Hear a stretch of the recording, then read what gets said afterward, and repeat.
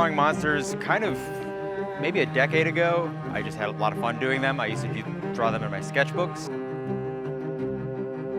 Yeah, like chupacabras, exactly, yeah.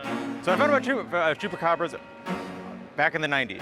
I liked them from the 90s. All the old conspiracy cryptid stuff from the 90s, back when all that stuff was a lot of fun. I have been a creative person for as long as I can remember. I have a 10-year-old daughter right now, and I see everything in her that I remember at her age. There's not a time that I don't remember wanting to draw, needing to draw. It's just a thing that I have to do.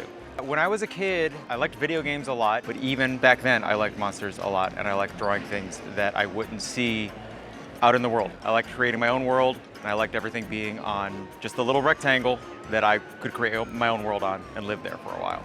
When I started drawing, it made me feel safe. It gave me a place to be, and it gave me a place that was maybe more hectic than the rest of my world. Drawing monsters made me feel very safe because it was a world that I had a bit of control over. It was very comforting to just say that I could live here and whatever I wanted to be there was what was there, and I liked that a lot. Drawing is absolute freedom, yes. Obviously, the more realistic you draw, the more constraints you have.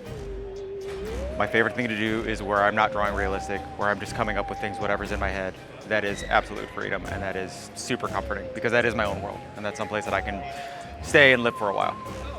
Depending on the job, if I do something that has more requirements, I feel less free. So if I'm doing it for myself, I feel more free, but if it's, I need you to draw this way, then it's a job. And then you take your skill set and you use it for that. But when it's for myself, or it's not being used for any place, if it's in my sketchbook, then yeah, that is absolute freedom. I have tried for the past decade to be a morning person. More often than not, I start to really kind of get into my stride around 5 o'clock in the evening, and then I'll end up staying up way too late. And then try again the next morning to be a morning person. All right, so this is my favorite piece because I knew that I wanted to do something like the Grim Reaper and in a gardening sort of sense. And I was sitting on the couch trying to figure it out, 5 in the morning. My daughter, who was 8 at the time, she comes out and sits next to me, and she worked me through the process on how to figure out, like, well, what if it was this, and what if he did this, and what if he did this? So every time I look at this piece, I remember that moment. I remember my daughter, who was 8 at the time, helping me build this out and figure out what was going on.